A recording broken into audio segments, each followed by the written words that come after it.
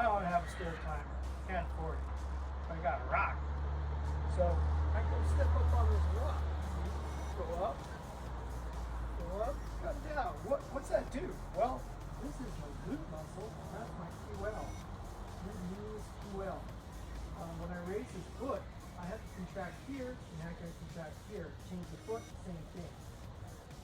Is that a good exercise to do? Hey, it's a great exercise. It's a great exercise. But if you're watching this, you're probably not watching because you want to learn about exercising, because I'm not exactly a big muscular guy. You're probably watching this because you've got low back pain and you just saw my class, and or you're a patient of mine. So I'm going to say, yeah, you want to practice something like that. It's called walking. It's a very diluted version of that. When you walk, you're doing the same thing. You lift one leg, this contracts, that contracts. This goes down, this contracts, that contracts. And what that does is it provides normal firing to the spine and to the glutes, okay? So that your spine can experience no pain with motion. No pain with motion. When you get that, you get healing. If you just sit on the couch in no pain with no motion, I got news for you. You're not going to get better. Sorry about that, I digress. Listen, we're going to go through some of the Stuart McGill exercises. Stuart McGill, I probably told you this before, but I've taken a seminar that was featuring him 20 years ago or so. And he was great then, and he's still great now. If you just YouTube Stuart McGill, he'll come up and you'll see everything he does, and a lot of people repeat it. There's a lot of great people out there. For this video, I was watching Jeremy Ether. I like watching him because he does a good diet exercise video. And I noticed he did this on him, so I thought, hey, you know, let me see what he's doing, and let me do it too. So you guys can see me do it, and that way, when you have a question, you can say, hey, you remember you did this? And I go, oh yeah, let's go through that. So here's what we're gonna do. We're gonna do it. So the first one, there's 4 of these things, okay? Just 4. Well, there's more, but we're just doing 4 in this video. So the cat camel, you're on all 4s, you're just moving your back up and down like a cat, like a camel. I'm showing this kind of standing because some of you can't go on your knees, all right? So just do standing. Put your hands on something right here though, so you can stabilize yourself. Then we're gonna go on all 4s and do it. And after we do that, we're gonna do the psoas. Psoas, you know, basically you just go like this. You don't have to go crazy. But if you can, come down a little lower. Then you just raise your arm. I'm gonna go through that. Okay, the next one we're gonna do after that is the airplane. Airplane, you're doing on one leg. Basically, you go like this, and you're gonna tilt around this axis. And by tilting around this axis, you're exercising your hip. And that's what you need to do. You will sit, they're sitting, they get too much ligaments creep or muscle fatigue. So just moving the spine is gonna help reduce that. So first one, we're gonna do the cat cow. Just get on all 4s. Remember, if you can't get on all 4s, modify it. Arms should be kind of straight up and down, and you just drop it. Now, Stuart McGill says that if you do this about 7-8 times up and down, that should be enough to reduce the friction. He has a bunch of different monitoring tools they use to figure out 7 to 8. We're just going to take his word, 7 to 8. So do this like 7-8 times up and down, okay? Up and down, up and down.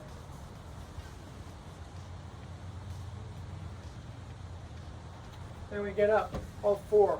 It's good to do all 4 because you kind of get your spine moving. Next thing we're going to do is the lunge.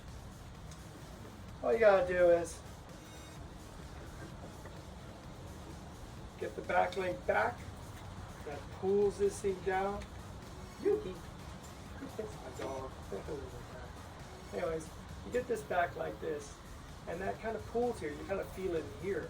But remember I said the psoas, it goes all the way over here to like T12 on the back side, so like this. So, but hey, I don't really feel anything in here. Well, raise your arm. Well, now I feel a little stretch through there. And watch it lean back. Hey, I feel a little stretch there. It feels no more. So maybe you just kind of like lean over. Maybe just a little bit of motion. Find where it's the tightest for you. And that's where you want to be. Now, in reality, You could do it stationary like this, you know, at home. But in reality, let's just make it easy. Let's back up and let's go this. That's one step. 2 steps. Whoa! 3 steps. 4 steps. Hey, do 6, 7, 8, whatever you want to do. Just get that going. And that's it for the next thing we're gonna do is airplanes. Hi baby, what are you doing? Yeah, okay. Man, I can finish this video. So next thing we're gonna do is airplanes. We just got a one leg. I'll do it sideways for you. Bend the knee a little bit. Put this leg back straight. Put one hand on your hip and grab something. Ooh, here we go.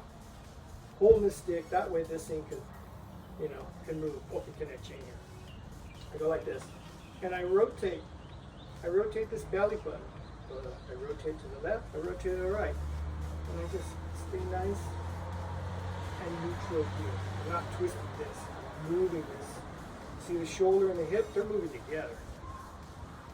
Then I go the other way. Boom. Same thing, bend this a little bit, get this back, drop it, bring it over. Turn that belly button, point to the right, point to the left. Just like that. So, I did it with stability. I go, yeah, I think I'm pretty good. Let me do it without that, see how I do. Put both hands here. I put the leg back. Do the same thing. Open it, and close it. Belly button that way, belly button that way. Hey, at first, you might be a little jiggling on one side. Don't worry about it. Just keep going. We're going to do the other side. Same thing. Do the back. Move the belly button to the left. Turn the belly button out to the right. Left. Once we get good at that, and you don't have to do the whole progression. Just do one. Don't go crazy. Put your arms up like an airplane. Lean over. Same thing. You turn, but when you do this, you might have a tendency to turn the trunk. So just think, keep the core solid, like go all the way around the abdomen, right, like this. Press in, abdominal crunch, you know, all the way around. Hold it. Turn that belly button. Think of the belly button turning more on the shoulders. That'll help you from twisting the trunk. And we're going about the hip, just like that. The other side, same thing. Bend the knee a little bit. Go over like this. Turn like this.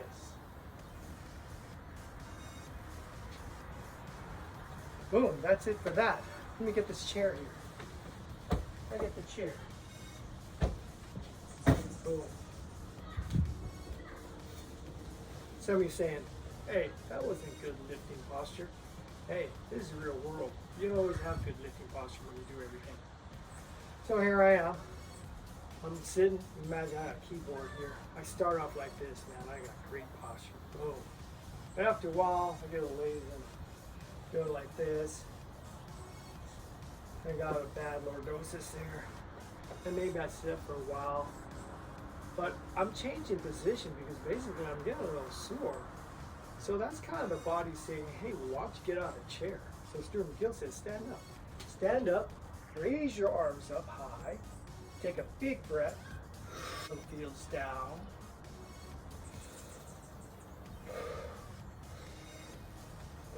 Hey, take a few breaths.